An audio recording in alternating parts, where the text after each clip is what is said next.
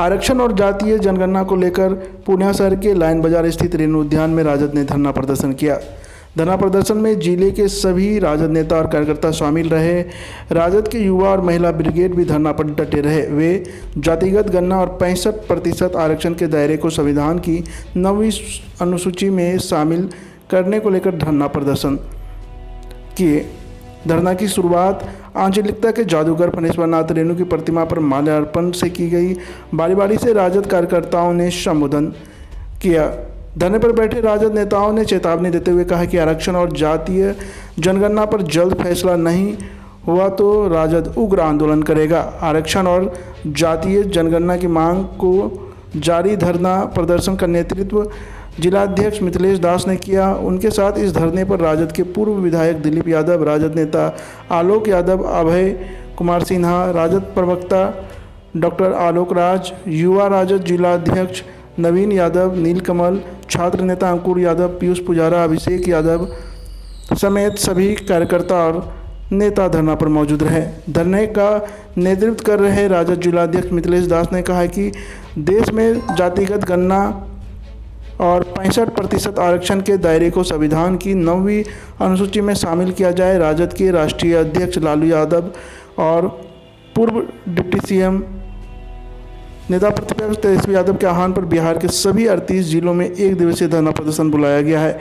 इस क्रम में पूर्णिया के लाइन बाजार स्थित रेणु उद्यान में राजद कार्यकर्ता और नेता धरना पर डटे हैं। राजद किसी भी कीमत पर अपनी मांगों को केंद्र सरकार से मनवा कर रहेगी। राजद के पूर्व विधायक दिलीप यादव, युवा राजद जिलाध्यक्ष नवीन यादव ने कहा कि तेजस्वी यादव के 17 महीने के छोटे से कार्यकाल में ही बिहार में आरक्षण का दायरा बढ़ाया गया। केंद्र की सरकार के पास 9वीं अनुसूची में शामिल करने के लिए प्रस्ताव भेजा गया था, लेकिन आज तक यह मामला अटका हुआ है। लिहाजा इसे संविधान की 9वीं अनुसूची में शामिल किया जाए। सरकार अगर आगे उनकी मांग नहीं मानती है तो राजद और उग्र प्रदर्शन करेगा। आज जैसा कि राष्ट्रीय जनता दल बिहार प्रदेश एवं हमारे माननीय राष्ट्रीय अध्यक्ष लालू प्रसाद यादव जी और बिहार के भविष्य नेता प्रतिपक्ष श्री तेजस्वी प्रसाद यादव जी के निर्देश पर बिहार के सभी जिलों में, जिला मुख्यालय में, पूरे देश में जातीय जनगणना को लेकर एवं 17 महीने के सरकार में नेता प्रतिपक्ष के द्वारा जो आरक्षण का दायरा बढ़ाया गया था उसको बढ़ाकर 65% किया गया, उसको केंद्र सरकार में 9वीं अनुसूची में शामिल करने को लेकर ये धरना का कार्यक्रम रखा गया है। हम लोग का जातीय जनगणना मेन है और 65% आरक्षण लागू हो, जिसके लिए आज एक दिवसीय हम लोग आंदोलन धरना रखे हैं। अगर हम लोग का मांग पूरा नहीं होता है तो फिर हम लोग आंदोलन करने के लिए बाध्य रहेंगे। उसी आंदोलन की एक कड़ी है जो आज पूरे देश में आदरणीय राष्ट्रीय जनता दल के राष्ट्रीय अध्यक्ष आदरणीय लालू प्रसाद यादव जी और हम तमाम युवाओं के भविष्य आदरणीय नेता तेजस्वी प्रसाद यादव जी के आह्वान पर जो जातीय जनगणना और जो आरक्षण का दायरा बढ़ाया गया उसको केंद्र सरकार से जो हमारी मांग है अनुच्छेद में उसको लाने का, उसी के संदर्भ में यह धरना है। और जब तक ये हमारी मांग नहीं लेता है तब तक चरणबद्ध तरीके से हमारा आंदोलन चलता रहेगा, क्योंकि आज देश की जो स्थिति है बहुत ही भयावह स्थिति है। संविधान से खिलवाड़ हो रहा है। जो हम दलित हैं, शोषित हैं, अकलियत हैं, उनका जो आरक्षण है उसका हनन हो रहा है। इन तमाम बातों को लेकर जो राष्ट्रीय जनता दल है सबसे ज्यादा मुखर है और युवाओं को, दलितों को, शोषितों को, अकलियतों को अपना अधिकार दिलाने के लिए सबसे फ्रंट पे, सबसे आगे बढ़ चढ़कर राष्ट्रीय जनता दल और हमारे आदरणीय नेता लालू प्रसाद यादव जी और तेजस्वी जी सभी रोज मुखर रहे, आगे भी मुखर रहेंगे। और हम तमाम लोग उनका जो आदेश होगा उसका 100% हम लोग पालन करेंगे। उसी की एक कड़ी है जो किसी महान पुरुष की प्रतिमा के सामने आज हम तमाम लोगों को बैठ के धरना देना था और जो 5 सदस्यीय कमेटी जाके इसका जो भी प्रारूप है उसको हम जिला पदाधिकारी को सौंपने का काम करेंगे। यही आज इस धरना का मुख्य उद्देश्य है। देखिए,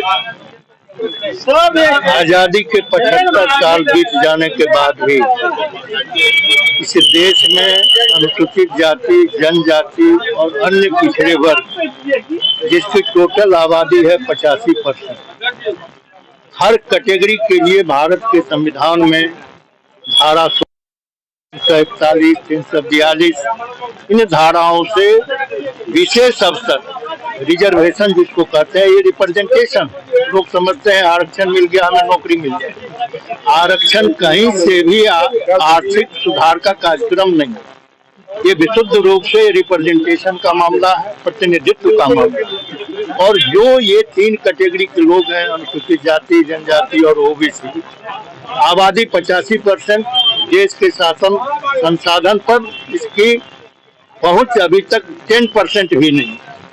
राज बदले हैं, कई प्राइम मिनिस्टर हुए हैं, लेकिन ये इसकी स्थिति क्यों दुर्गति है। आज इस देश में जानवरों की गिनती होती है, कुत्ते बिल्ली की गिनती होती है, कितने शेर और चीता हैं इस देश में उसकी गिनती होती है, लेकिन आज तक 1931 के जनगणना के बाद भारत में इन जातियों की ओबीसी, एससी, एसटी की गणना नहीं। क्यों नहीं? फिर ये पता चलना चाहिए ना कि 75 साल बीत जाने के बाद शेड्यूल कास्ट के कितने लोग सरकारी नौकरी में गए, क्या उनकी आज आर्थिक स्थिति है। ओबीसी में, एमबीसी में कितने लोग सरकारी ओहदे पर गए, क्लास 1, क्लास 2, क्लास 3 सर्विसेज में गए, ये जानकारी देश में होनी चाहिए। और देश में जाति है, ये भी एक सच्चाई है। आज कोई भी कहता है, आप जितने भी लोग हैं मीडिया कर्मी, कहीं न कहीं किसी एक जाति से बिलोंग्स करते हैं, और जातीय पहचान जिस देश में है, जिस दिन ये जाति समाप्त हो जाएगी उस दिन आप रिप्रेजेंटेशन की बात हम लोग नहीं करेंगे, आरक्षण की बात। आज जजेज की भर्ती होती है इस देश में, IAS, IPS, UPSC एक संस्था है, उसके अधीन SC, ST, OBC के अधिकारी बनते हैं, IAS, IPS बनते हैं। लेकिन इस देश की सबसे उच्च संस्था सुप्रीम कोर्ट, हाई कोर्ट में जजेज की नियुक्ति में, न्यायिक सेवा में रिजर्वेशन नहीं है, और उसके लिए कोई इंस्टीट्यूशन नहीं है। उसमें भी न्यायिक सेवा होनी चाहिए। वहां से जो कंप्लीट करके जाएंगे, किसी भी कम्युनिटी के लोग जाएंगे, उसको जज बनना चाहिए। लेकिन आज जज का बेटा जज, जज का बेटा जज, ये परिपाटी कोलिजियम सिस्टम से लोग जज बनते हैं और उसका निर्णय हो जाता है। क्रीमी लेयर पर अभी आपने देखा नहीं हुआ। तो ये आरक्षण का मुद्दा एक ऐसा मुद्दा है कि अब जग चुके हैं, अब इस चीज को दबाया नहीं जा सकता। बड़ी बड़ी पार्टियां, इवन बीजेपी, पूर्व की सरकार के गृह मंत्री राजनाथ सिंह ने चुनाव में वादा किया था कि हमारी सरकार आप बनाइए, हम जातीय जनगणना कराएंगे। कांग्रेस की सरकार, यूपीए की सरकार थी, उसने भी वादा नहीं, पार्लियामेंट में तय हो गया था, सर्वदलीय मीटिंग में गिनती भी हुई, लेकिन उस गिनती को सार्वजनिक नहीं किया गया। ये क्या धोखा है। तो जितने भी राजनीतिक पार्टियां हैं आज बैकफुट पर, जो इस काम का विरोधी है। और बिहार में हमारे मुख्यमंत्री नीतीश कुमार जी के नेतृत्व में, तेजस्वी जी के नेतृत्व में केंद्र की सरकार नरेंद्र मोदी के सामने सर्वदलीय बैठक में लोग गए थे, बीजेपी के लोग भी थे। लोगों ने कहा सर्वसम्मति से कि आप बिहार में आप करा लीजिए जनगणना। जनगणना हुई, सारी चीज का आर्थिक गणना भी हुई, किस जात की क्या संख्या है, किसकी क्या स्थिति है, किसके पास कितनी जमीन है, आर्थिक स्थिति क्या है, सरकारी सेवाओं में क्या, सारा डाटा आया। और उस डाटा के अनुरूप वो सरकार जो हमारी सरकार थी प्रमुख भूमिका में थी, जिसके दबाव पर ये जातीय जनगणना कराना पड़ा था। और वो सर्वे कराने के बाद रिजर्वेशन का दायरा बढ़ाया और उस दायरे को इम्प्लीमेंट भी किया। इसके लोग चेहरा दो तरह का चेहरा है, एक तरफ पब्लिक के लिए चेहरा कुछ और है, अंदर अंदर न्यायपालिका में वो अपने लोगों से हित दायर करवा के आरक्षण को तोड़-जोड़ करवा देते हैं। हाईकोर्ट ऐसे ही खबरों के लिए करें से 24 लाइव को सब्सक्राइब, साथ ही साथ दिए गए बेल आइकन को भी दबाएं। Thank you.